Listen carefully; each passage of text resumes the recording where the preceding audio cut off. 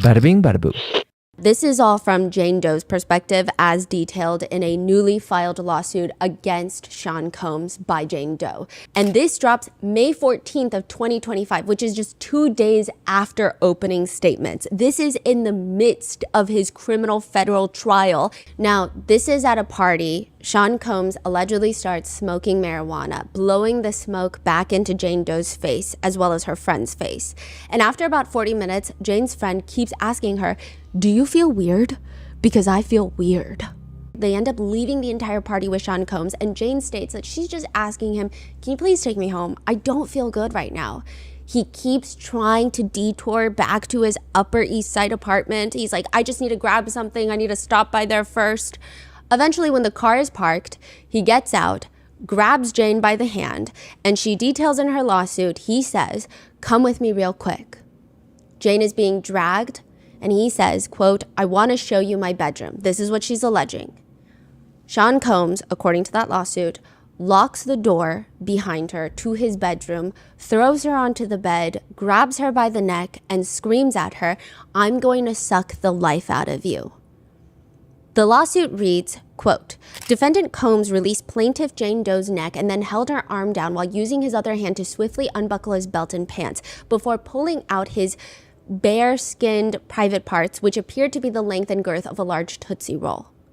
The plaintiff went the extra mile to include a picture of a Tootsie Roll for reference, and with the comment that said, she thought his penis was an itty-bitty ditty.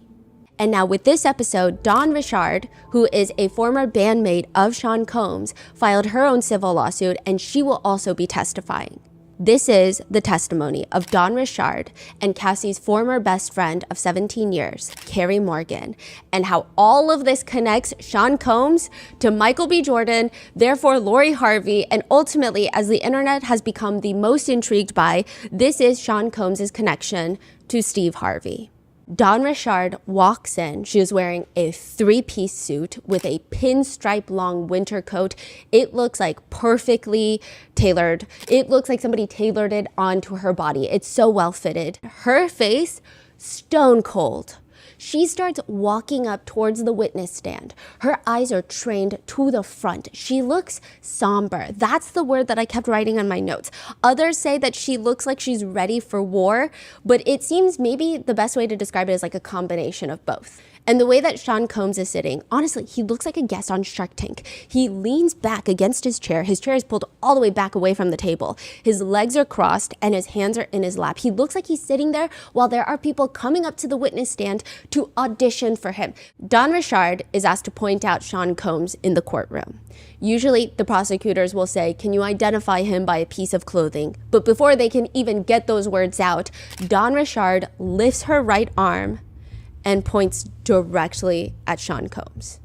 The whole courtroom, you hear a lot of people shuffling in this moment, but not because they're doing other things. They're literally like, this is what it feels like. They're literally trying to look at what the hell is going on because it's a very tense moment. At no point has anyone physically pointed at him. And it's so tense to the point where maybe Sean Combs feels awkward because he goes to lift up both of his hands. Almost in a sarcastic, "You got me." Like his elbows are bent at 90 degrees and his hands are near his face, palms out. U.S. Attorney Steiner is the one that's going to be handling the direct examination. The first thing that prosecutors do is they try to establish Dawn Richard's connection to Sean Combs.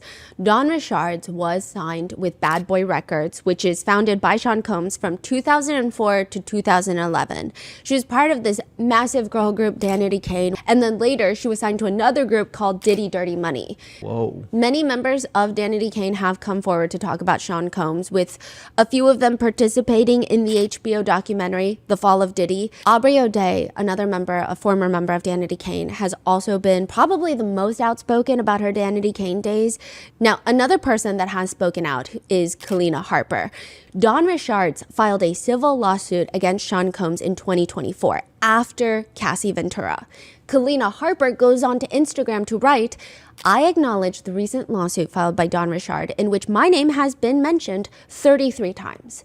Many of the allegations and incidents described in this lawsuit are not representative of my experiences, and some do not align with my own truth. Sean Combs will later be accused of paying off Kalina Harper for that very Instagram statement. What? Don Richard is in her three-piece suit, sitting at the witness stand next to the judge, where she is shown a picture of Cassie. Did you observe an incident between Mr. Combs and Cassie? Yes, I did. She was attacked by Sean Combs. Her answers are soft-spoken but very firm. He came down the stairs, screaming, belligerent, asking where his food was, and proceeded to hit her over the head and then kick her and beat her on the ground in front of us. Where did that incident take place? In his Los Angeles home. He's got a studio at the residence at the very bottom level, and this is nighttime. Don and Kalina go upstairs, and according to Don, they see Cassie cooking breakfast for dinner. And Don says she sees him. He came downstairs angry, and he was saying, where the fuck was his eggs? Excuse my language. Don Richard says that, excuse my language. And he was telling Cassie that she never gets anything right, where the fuck is his food, and he proceeded to come over to her, took the skillet with the eggs in it, and tried to hit her over the head with it, and she fell to the ground. And you testified also that Cassie dropped to the ground, is that correct? She fell to the ground. So did the skillet hit her? It didn't seem like he hit her fully. It seemed like she was anticipating it by going down. She went into a fetal position. You could see she was literally trying to hide her face or her head. Miss Richard, what happened after Cassie dropped to the ground in the fetal position? He started to punch her and kick her on their body and her head. Then he proceeded to take his arm around her neck and put his hand in her hair and dragged her upstairs to the first floor. Did you do anything to intervene between Mr. Combs and Cassie? No. Did you call for law enforcement assistance? No. Why not? I had never seen anything like that before, and I didn't even know what that would mean. What, if anything, did Mr. Combs tell you and Kalina in the locked recording studio? He said that what we saw was a passion and what lovers do in relationships. He said that Cassie was okay and that it would be in our best interest if we didn't say anything. He was trying to take us to the top, and that where he comes from, people go missing if they say things like that. If people talk, they go missing. When Mr. Combs told you that you could go missing, what did you understand him to mean? That we could die. How frequently did you observe Mr. Combs being violent with Miss Ventura? Frequently. Can you please describe for the jury what you observed generally? He would punch her, choke her, drag her, slap her in the mouth. I saw him kick her, punch her in the stomach. At this point, Combs is taking notes, and we wrote down, he looks like he's taking as many notes as the press. Did you ever observe Miss Ventura with injuries after these instances of abuse? Yes. Where on her body? Her face, and when I say face, her eyes, her lips, her arms, her knees. There's this really sad moment where, after all that, the prosecutor asks Dawn, Miss Richard, what if anything, would you discuss with Miss Ventura about her music career? And Dawn, you can hear her smiling when she talks. She said, Cass had big dreams. She wanted to put out her album, and I told her I would write for her. She wanted to do more modeling. She wanted to do well with her career. And I, myself, and Kalina, we encouraged her to do that. We wanted to support her in any way that we could. But she says clearly Combs didn't want it. He didn't like that we knew or we talked to, and oftentimes we'd pay for it. What, if anything, do you recall Mr. Combs telling you? Oh, man. Stay the f*** out of my relationship. You bitches are here to work, not be part of my relationship. You motherfuckers don't know real work. And at the very end of the direct, she is asked, did you yourself file a civil lawsuit against Mr. Combs? I did. As a result of your testimony here today, Ms. Richard, are you expecting any compensation? I'm expecting justice. So with that, it is time for the cross-examination. Nicole Westmoreland, she worked with Brian Steele on the Young Thug case. She's an attorney from Atlanta. She just kind of flies under the radar until she takes that podium on Monday for the cross-examination of Don Richard. This woman, she sounds incredibly authoritative. The best way that I can describe her aura when she's on that lectern is she sounds like a Southern professor. She looks like she lives on this podium. Now, after filing a formal lawsuit against Mr. Combs, you had an interview with the government. Do you remember that? Would you agree with me that over the few times that you sat down and spoke with the government, that your allegations, the one that you've testified to today, have changed over time? No, I think they've been as best as I can recall. You think they've been consistent? as best as I can recall. Meanwhile, Combs is looking up at Westmoreland. He looks very impressed, not confused or agitated like he did in some of the other crosses. He looks very impressed. When you met with the government, didn't you tell them that Mr. Combs actually hit Miss Ventura with a frying pan? I said he attempted to hit her with a frying pan. I didn't ask you that. Did you actually tell the government, not that he attempted to hit her, that he did hit her? Yes. And you agree with me that there's a major difference between attempting to hit someone with a frying pan and actually hitting them. You agree with that? Yes. How about you gave another interview? And in that interview, isn't it true that you told the federal prosecutors that Mr. Combs actually threw eggs at Miss Ventura? No, I don't recall that. You agree that throwing eggs and then setting the pan down is different than hitting someone with a pan, right? I do. And you agree that hitting someone with a pan is very different from attempting to hit someone with a pan, right? Correct. And you agree that hearing a pan thrown against the wall is different than all three of the other ways, right? Correct. Another story change? Not a story change, but yes, different.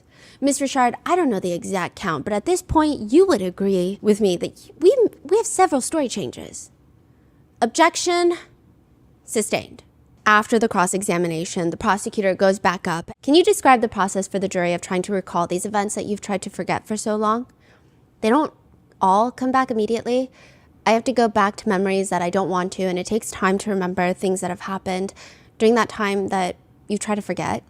She said that every day it does get easier, but one thing to note is during the redirect, they mentioned that every single time in every meeting with the government, Dawn Richard has detailed interactions between Sean Combs and Cassie, and they were violent.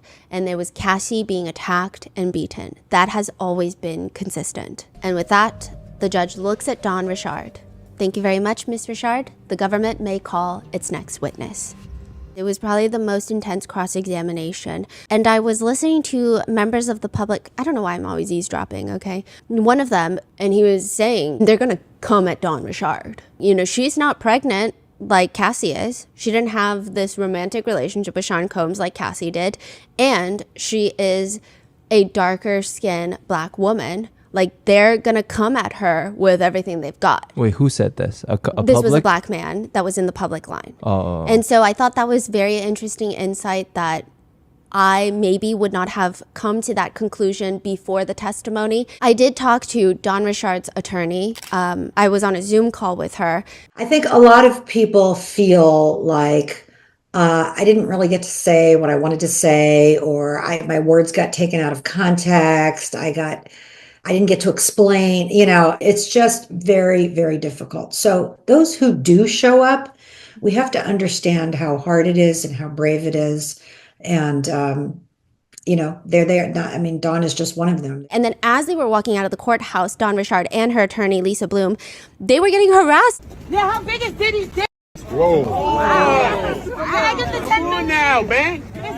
Monetization. You're going too far. Yeah, man. Get my ass beat for 10 million. Now, for this next witness, at least in the beginning, Sean Combs appears to be very invested because it is Cassie's former best friend of 17 years, Carrie Morgan. When those court doors open, she walks in. He's watching her walk all the way to the witness stand.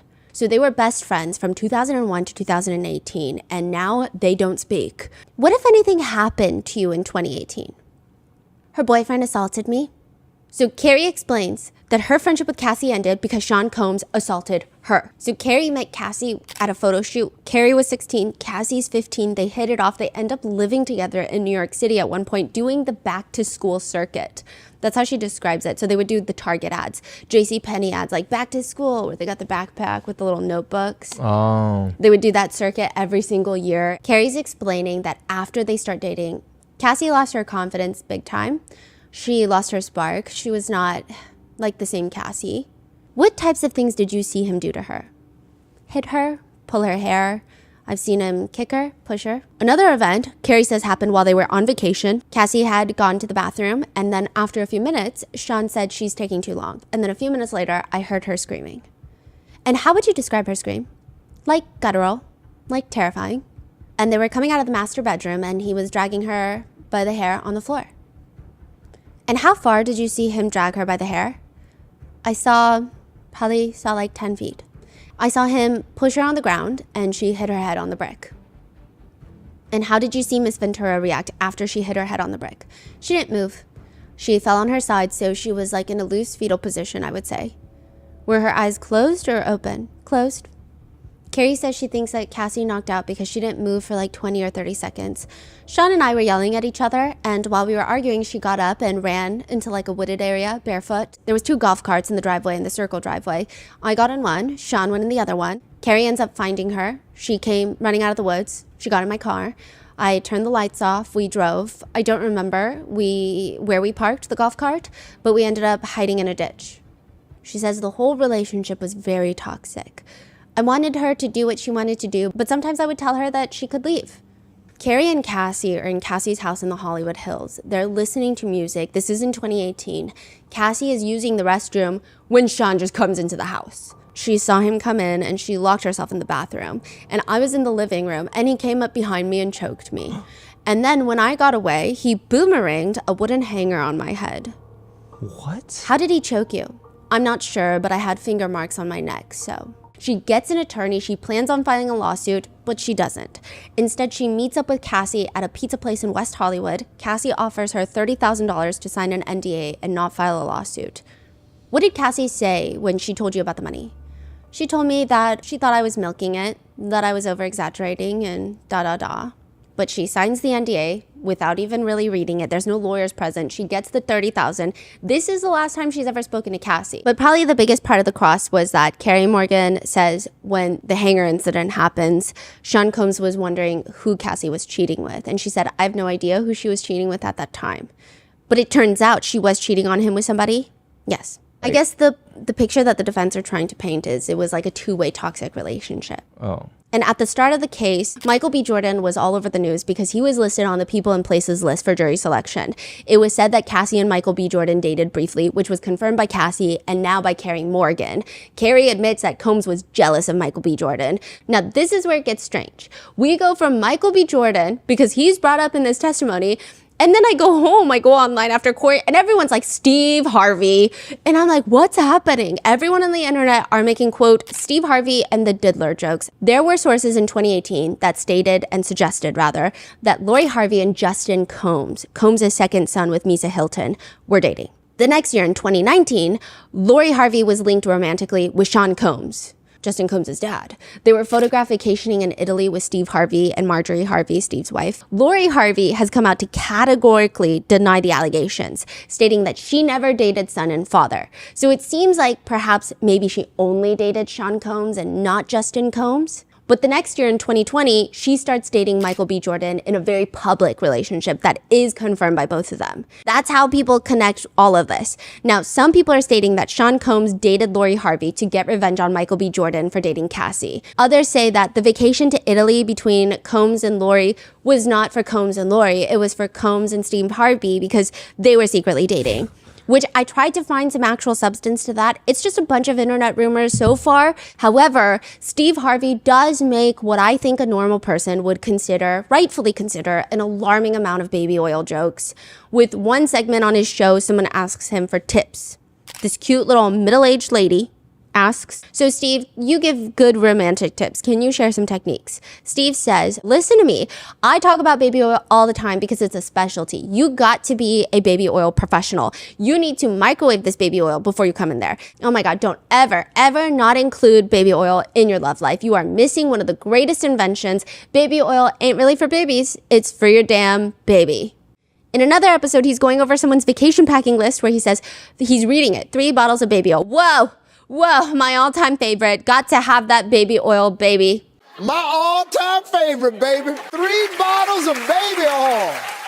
Wait, when was this? Is this before the whole Diddy baby oil thing? Yeah. Oh, this is before the baby oil Diddy situation came up. Yeah. Oh, okay. So he's just been like a baby oil lover. You don't really hear people like talk about it on TV with such enthusiasm of like, Yeah. greatest invention. In another segment, he's giving advice to a pastor and his wife who have been married for 32 years. I'm just gonna keep it real with you. Y'all have been having bowling night and pizza night, and like that, just throw baby oil in there, pastor. It ain't nothing simple about throwing some baby oil in there. I'm telling you, baby oil, it just goes with everything. You can get baby oil on pizza. It's just baby oil. Praise the Lord, baby oil. Praise the Lord, baby oil. Yeah. So that's why Steve Harvey's Instagram comments are now filled with baby oil comments and memes, but there doesn't seem to be an actual direct link. But back to the cross-examination with Carrie Morgan. There's this really sad moment where Mark Agnifilo asks, for 17 years you guys were best friends and you haven't spoken to her since? No. The reason I stopped speaking to her was because she was not supportive of me after that incident. I draw my line at physical abuse. And then when she walks off the stand, she goes to the friend that she came with that's sitting right in front of us. As she's walking down the aisle, she just smiles happily at her friend and says, let's go. And they just walk out the courtroom together. And that is the testimony of Dawn Richard, Carrie Morgan, and the new lawsuit filed against Sean Combs. So stay tuned, and I will see you in the next one.